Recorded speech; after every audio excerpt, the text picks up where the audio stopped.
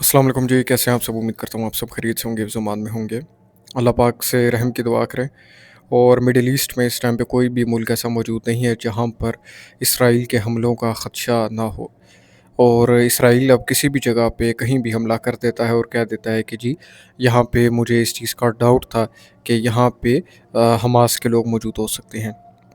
अभी हमने देखा कि कतर के ऊपर उसने हमले अपने शुरू किए हुए हैं और उसकी भी बेसिक वजह यही कि जी यहाँ पर हमास के लोग जो हैं इसके ठिकाने हैं और वो उस बेसिस पे हमला कर, यानी कि उसके पास लाइसेंस है इसराइल के पास कि जब चाहे जहाँ चाहे जिसके ऊपर भी वो हमला कर सकता है। और जितना नुकसान उसने फ़लस्तीन में किया वो सारा कुछ हमारे सामने है।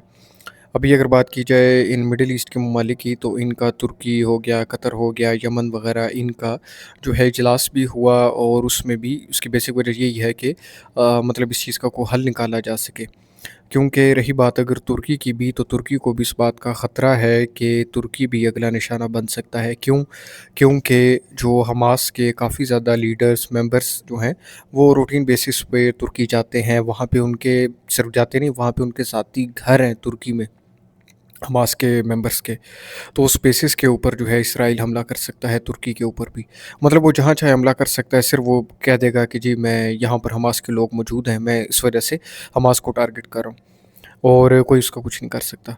इसके अलावा ये है कि पहले अगर कतर की बात की जाए, तो पहले कतर का जो स्टांस था वो ये था कि हमास और इसराइल की आपस में सुलह कराई जाए, सीज़ फायर कराया जाए और ये जो जानी नुकसान है इसको रोका जा सके।